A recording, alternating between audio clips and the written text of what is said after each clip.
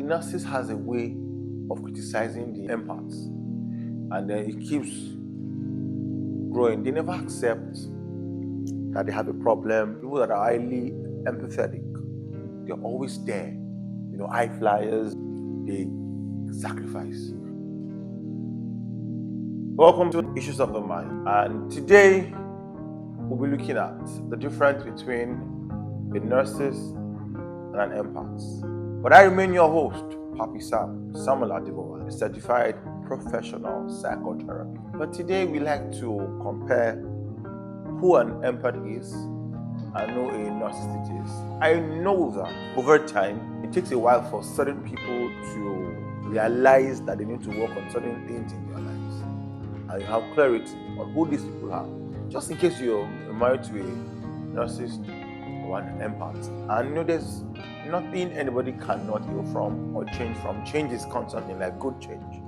An empath is someone who feels deeply, highly emotional, connect with people, even absorb other people's pain. They're always there, they always show up, they make a lot of sacrifices. They are empaths, people that are highly empathetic. They're always there, high flyers when it comes to emotions. They sacrifice. You can call them at any time of the day to come to your aid, they will show up. You can even go and borrow things for you to use. They have a strong sense of compassion, empathy, very strong. But a narcissist is someone that has an inflated ego or self-esteem. They just feel they are better off than anybody. They know better, they act better. They always crave control, admiration for things and attention. They want attention. Those people you call attention seekers. They lack through empathy for others. They are quite transactional. So that means they do something to get something, not that they really care. They manipulate or gaslight others to maintain power in a relationship. Narcissists are power freak. They want to be in control. So they will go on to gaslight other people to feel that, to make them in charge. They project confidence, but deep down, they are so insecure. So you can see the difference of who an empath is. An empath, they're always understanding. They bring people closer to themselves. They don't live for themselves. Empaths do not live for themselves. They live for other people. Why they attract each other? Have you heard that phrase before that they say opposite attract? Exactly, that is why. Empaths would always assume in their mind that they can heal a narcissist. They can make them get better. They always feel that they can see through a narcissist and see how they can help, because they always want to help. A narcissist craves validation from an empath's kindness, because when they see people that are kind to them, they always want to be with those people. They seek validation from it. And because they are always receiving, and who gives? The empath give, the narcissist receive. So the narcissist, most times that the receivers, they're always receiving, and the empath that they're doing, that always give and give and give and give.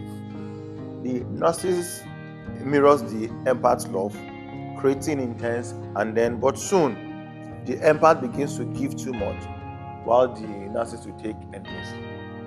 So if you feel that you're being in a relationship or a marriage that you are the one giving all the time, and you're getting tired, take a cue. And you're in a relationship where you can access it, and you are the one always receiving. I can't even pinpoint that this is what you give. The narcissist is able to love bomb, fan emotions, affections, and attention. The narcissist has a way of criticizing the empaths, and then it keeps growing. They never accept that they have a problem. When they've done something wrong, they say to themselves, they find a way to convince themselves that you've done this thing right. And you know how the mind works. Whatever it is you say to yourself, your mind begins to believe. And you keep practicing it. You now really believe that you are not really the problem. But what is safe for your mind is to always recognize when you have a challenge and then you fix it. When you feel, oh, this is what I keep doing that is hurting these other people, the ability to fix it, take responsibility for it makes your mind healthy. It brings this wholesomeness. A narcissist will not totally leave an empath. He will just be there, seeking the next chance and an opportunity to gain control over them when the empath tries to. And a narcissist is naturally controlling, and will always make you see that you are the problem. But if you take a good look at it, x-ray your relationships, you know where you're at fault and where you're not at fault. An empath can say sorry easily, but in a narcissist finding hard to say sorry, you'd always want to find a reason to say sorry, and they never get to that point.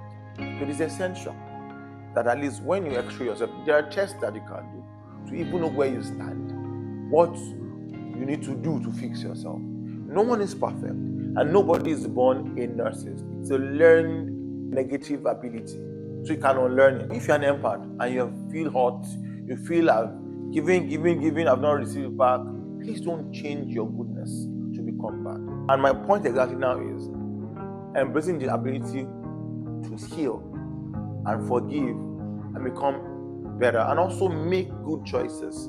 Don't always be that person that will just be there, always give and give yourself to you. Sometimes when you want to also receive, don't you want to be taken care of? Don't you also want to be blessed?